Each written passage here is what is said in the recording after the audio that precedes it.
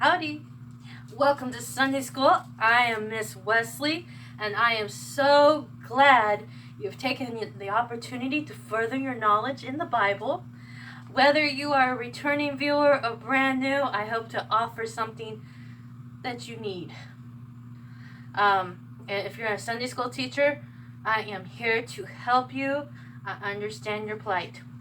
So, I generally do 10-week lesson plans. And if you've been following along with me, you know that my last lesson plan ended some time ago. And I told you I was going to go into a new lesson plan, and it was going to be about death and all of that, and about the impossible God. And I told you all about it, and God threw a monkey wrench in it. He told me that I needed to do an old lesson plan that I did about 2 years ago. I haven't ever done it online, but I did it with my Sunday school class. This is about a 5 or 6 lesson plan. It's 5 or 6 lessons, unless God gives me more lessons to add to it. And this theme is all about Paul. Yep, that guy in the Bible, Paul the man. Yep. So, we're going to learn about... I've done this lesson before, and my Sunday school class enjoyed it. Mostly because they kept asking me, because I put a guy on the wall. And this guy was all bloodied and battered. Kind of like this guy right here. And they kept asking me every time, not only the kids, but the adults would come into the classroom and say, "Who's that guy?" And I would tell them, "That's Stephen." So today we're going to learn about the beginning of Paul's journey with a deacon named named Stephen. Excuse me. So most of Paul's story takes place in the book of Acts. You can start in Acts and it will tell you all about him. I'm just going to tell you a brief story because sometimes we can, again, overcomplicate things. And especially if you're teaching to a younger person, it just blows over their head. I mean, I could give you word for word what he said and what happened, and it won't mean anything to you, but I can give you the story that God gives me, and it just clicks. So, that's what we're going to do. So, a long time ago in the kingdom of Israel, Israel had been taken over by, it was a sub-country within a country. They had their own country, but they were part of an empire. That's kind of a weird way of doing it. And then, so, the Jews had still their own religion. They were allotted their own religion, their own values. The temple was still intact. Jesus had died. This story takes place after Jesus had died. And the people of the temple, the bigwigs, the guys on top, the priests, the major high people, the council, they refused to believe that Jesus died and resurrected. And so they were telling people that Jesus did not resurrect. He died, okay? We killed him. That guy's gone. He's never coming back. He was a false prophet. He did all these works and miracles, but he was not the Messiah. Because they were looking for a Messiah to raise them out of captivity and set them up as the rulers of everything. Okay? They weren't looking for a spiritual meaning to set them away from the traditions of the past and to fulfill the law. They were still living by the law, and that's what they knew. If you want to look up the law, it's in Leviticus, and unless you have some understanding in Jewish traditions, make sure you do both. It helps a lot if you know how they do things as well as the law that's written in the Bible. So So they were still teaching the law, and they wanted the people to live by the law. And then Jesus died, and he set up his church on the day of Pentecost, and it started flooding the streets. And they could barely keep up with it. It was everywhere. This guy, Stephen, was one of these people in the church, and he was teaching people. He was telling them about Jesus. He was telling them about how he was resurrected, and how you can get salvation, and how come.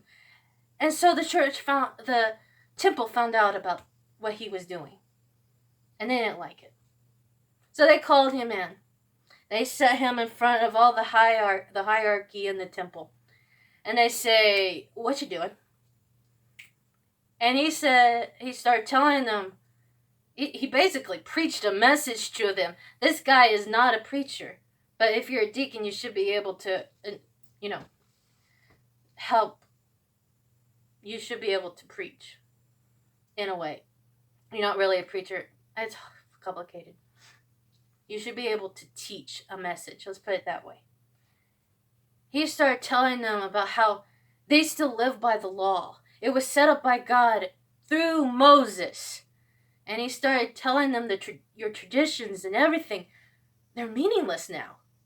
You're basing everything on Moses when in this temple, and this temple is nothing more than bricks and mortar, and it means nothing compared to what God has done, is basically what he's telling them.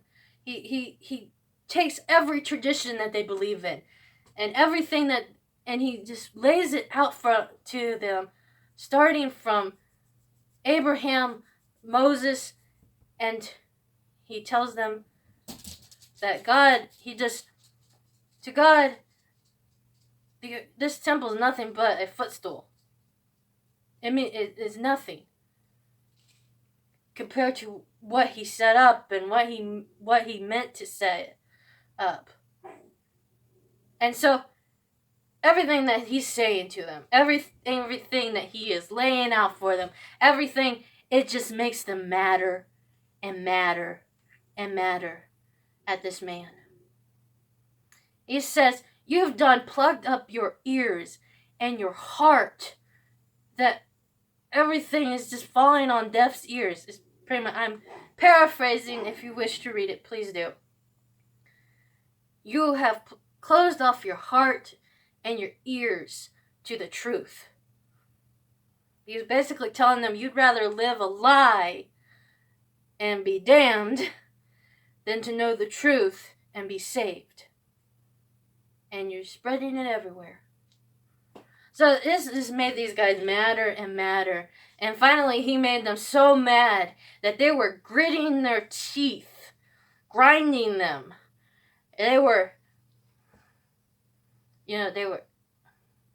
He festered the darkness in them. So he got them so mad that they decided that they had had enough. They were going to take this man out and they were going to stone him. He done and committed blasphemy against the law. He committed blasphemy against God. Against the temple. We're going to get rid of him. So they drag Stephen out. And as they are dragging him out of the city, he says he looks up into the heavens and he says, "I see Jesus standing at the right hand of the Father." And if you don't know anything about the Bible, Jesus is not supposed to stand up from the mercy seat until the end of time. But he saw Jesus standing, according to what they say. So they dragged him out of the city. And they take off their coats. They strip him. They strip him all the way down. They take off their coats and they lay them at this guy's feet, this young man's feet. He was probably a teenager at that time. And this guy's name was Saul. And they laid their coats at his feet. And they encircled Stephen. And they started throwing rocks at him. Not small rocks. I'm talking they pelted him with big rocks. As big as they could find and throw at him. And they just kept throwing rocks. And Stephen, I think he ended up on his knees. I think. I have. And he says, ask God, do not lay this at their charge. That he's asking God to forgive them for what they're doing to him.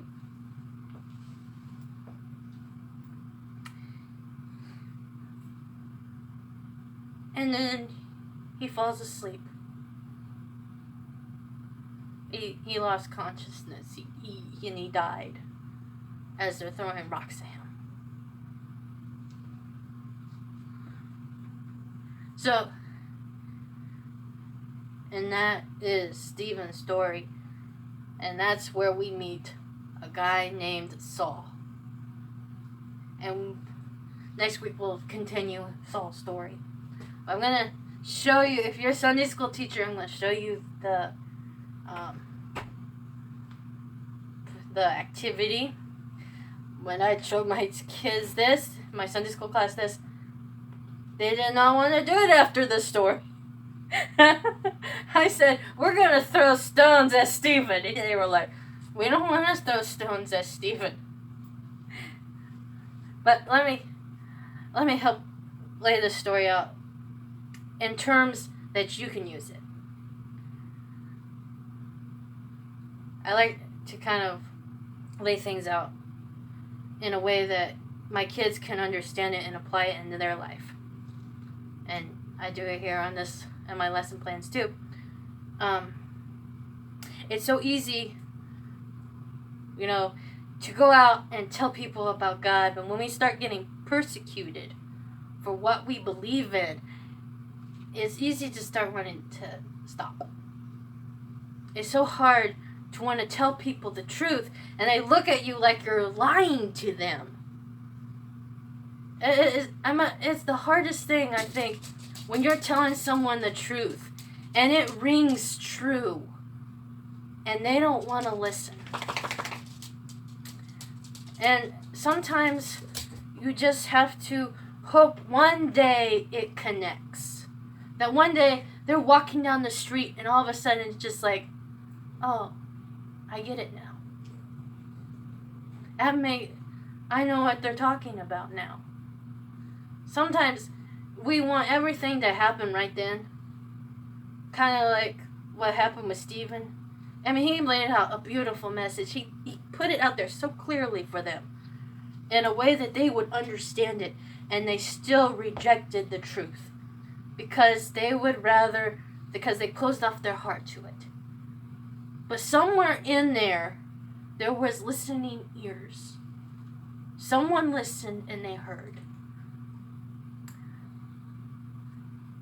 Don't lose heart, even though they are basically butchering you like they did Stephen.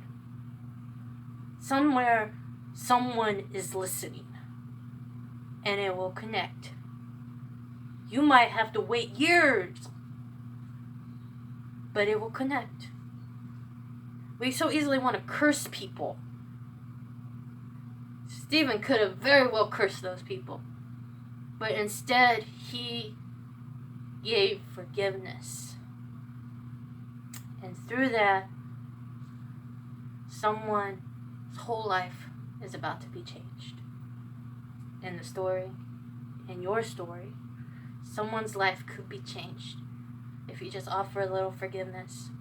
It's easy, I know, to get all mad at someone and say, they were mean to me. They put me through so much junk.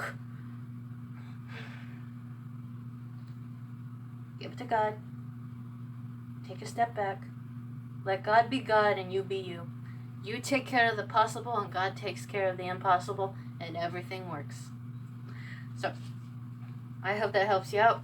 We're going to do this real quick. Again, my Sunday school class, they did not want to stone Stephen.